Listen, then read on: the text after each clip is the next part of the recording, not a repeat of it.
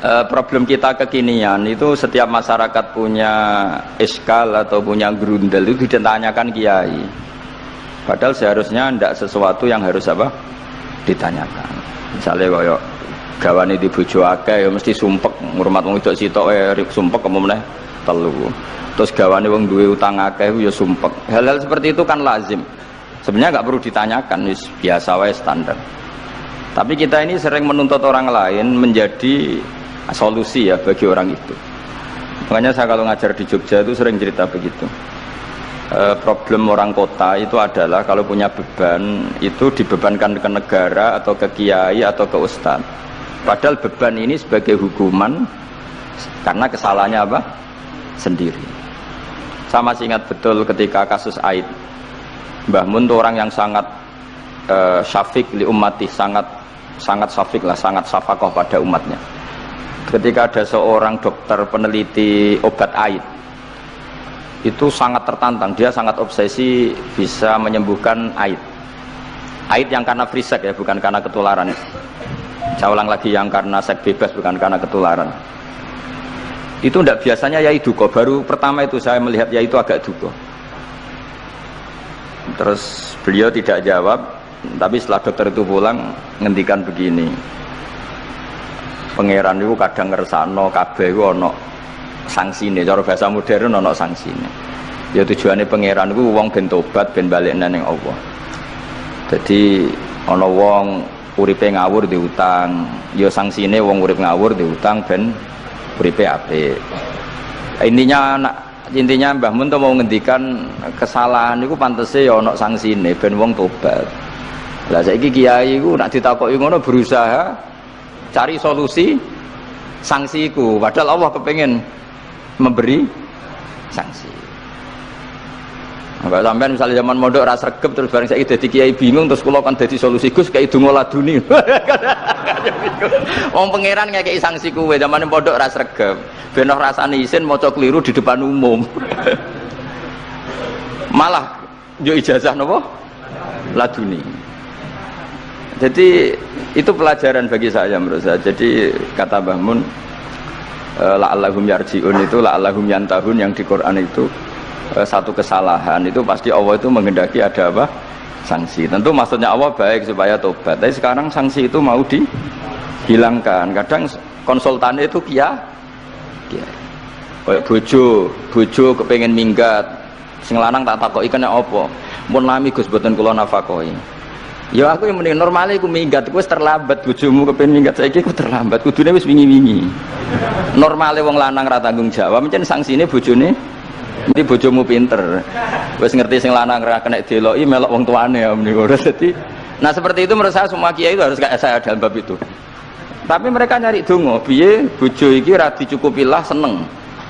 Terus golek akeh pengasih, golek jimat. Akhirnya Mbak Mun nanti cerita, sing kula paling tak kenang sih Pak. Akhirnya kiai ini nganti lali ya. Ana wong melarat yo ijazah kiai. Berhubung kiai ini ku isin muni ra iso diijazahi duha mek donga. Kiai ini ku lali nak dhewe fakir. Akhirnya yang minta ijazah ditimbali Mbah Mun. Rene tak ijazahi. Kowe yo ijazah duha mek sapa kiai iki. Lha kiai ku dhewe fakir kok jalu ijazah. Yo ijazah ya mek aku sing wis sukses dadi kiai sugih jare Mbah Mun. Artinya apa? Benar ceritanya Gus Zofur, gara-gara setiap pertanyaan itu memaksakan bisa jawab. Terus kayak neng pondok loh, sekarang dene dia Joko tua, lo kok ngekek ijazah mahabbah. Dene pondok ganti Joko tua. Itu di pondok mana-mana Gus itu ada ijazah laduni. Padahal sing ijazah itu ya tau ra munggah. Sekolahnya ora tau munggah. Ngono dicalon ijazah laduni yo. Coba di pondok-pondok beredar gak ijazah ketemu Nabi Khidir? Beredar. Padahal yang ijazah juga gak pernah. Nah itu karena yang diceritakan Gus tadi memaksakan bisa. Jadi karuan dekne dhewe ra iso ya santai wae. Nah aku pengen ngipi ketemu Rasulullah itu beredar gak ijazah itu? Mungkin Pak Del kan yang pernah mengijazahkan itu. Tapi ya ora tahu. Sampe tahu ngijazah niku Pak Zakaria. Oh, jadi ya ijazah terus ya. Karena jubir Torekoh nih. Jadi intinya kalau ndak bisa ya bilang saja ndak bisa sampai apa jangan kita lupa tadi ya sampai lupa daratan tadi karena problem negara kita termasuk itu. Semua intelektual, semua pakar kalau ditanya problem negara itu semuanya jawab. Maksudnya kan gaduh, semuanya punya rumus, semuanya punya versi. Maksudnya gaduh. Misalnya pemerataan Indonesia rumusnya gimana? Yang satu bilang wah ibu kotanya dipindah, yang satu bilang enggak, harus ada sentralisasi di Jawa supaya ada kualitas A, ada kampus terbaik, ulama terbaik. Kalau diratakan nanti kemampuannya rata itu justru enggak bagus. Yang ketiga enggak, wah kualitas demokrasinya dijaga. Yang satu enggak, demokrasi tanpa ekonomi enggak bisa. Oh. Sehari santri ya sedunia rasa pikir, besok mati ben. Nah itu kan karena memikir sudah semua ahlun nar itu redaksi di Quran tuh khalidina fiha, sehingga zaman tabi'in sudah banyak yang berpikir enggak ada kemungkinan orang sing yukhrajuna minan nar. Sehingga terus ada kafilah itu, ada delegasi, ayo kita ke Medina, semoga kita ketemu sebagian ashabu Rasulillah. Sehingga cerita akhirnya ketemu beberapa sahabat. Di situ diceritakan ada Jabir, ada beberapa lah yang sahabat sepuh bahkan. Nah terus si Jabir ini, sahabat Jabir ini cerita kalau itu memang ada bisa syafaati Rasulullah Shallallahu Alaihi Wasallam. Tapi satu kontingen ini yang tetap berpikiran tidak ada syafaat itu banyak. Alasannya semua cerita tentang ahlun nar adalah khalidina fiha. Ketika Jabir masih hidup itu ya sempat terjadi debat. Loh itu yang khalidina fiha itu amma, sehingga ini menjadi khas.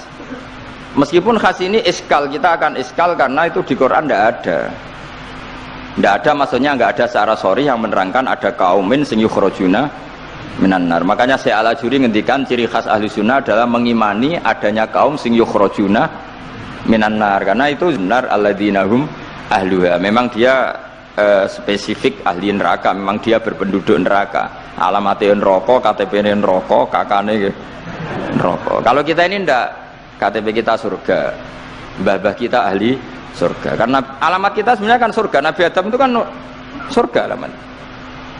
Makanya saya ngaji di mana-mana itu betapa baiknya agama ini. Karena kunci surga kita sudah dikasih tahu miftahul jannah. Sementara kita tidak tahu kuncinya neraka. Jadi kena mlebu neraka kebangetan. Wong ora roh kuncine kok mlebu. Tapi jare kancaku, wah gak ono pintune Gus, dadi lalu blusek. Ini problemnya itu. Tapi nek sampean mlebu neraka kebangetan. Karena yang kita punya kuncinya itu surga, kita tidak punya kunci neraka. Ono sing dikunci neraka mboten to? Nah, harusnya kita enggak bisa masuk neraka karena enggak punya kuncinya. Jadi kalau nak maca hadis miftahul jannah la ilaha illallah itu syukur kala cek apike Kanjeng Nabi, wong kunci kok didudono. Itu kan luar biasa. Jadi orang memahami hadis itu. Saya ini tahadus bi nikmah, ini mumpung ada Gus Zofur, ini saya tasihkan.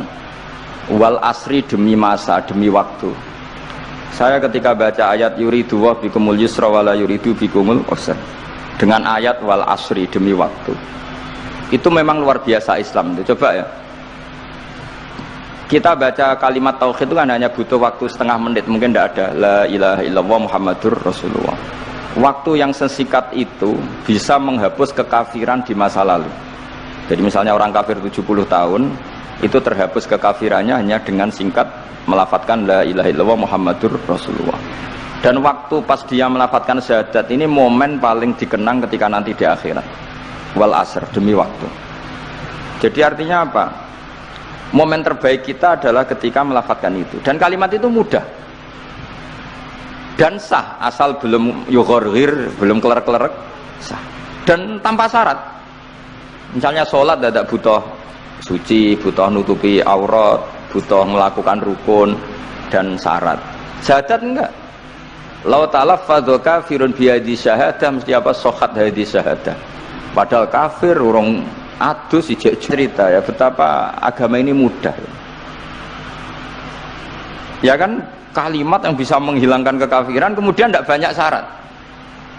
Coba kalau kamu mau sholat syaratnya kan macam-macam, mau zakat syaratnya macam-macam. Tapi kalau mau yang masyhur itu khawarid lah. Khawarid itu kelompok yang sangat soleh secara zahir, yes, ibadahnya kata Rasulullah siamu laisa siamukum kasiyamihim wa qiyamukum kami qiyamihim. Jadi puasa kamu sahabat nggak sehebat puasanya orang apa? Khawarij, ibadah kamu tidak sebanding ibadahnya Khawarij, tapi mereka sangat biadab. Ya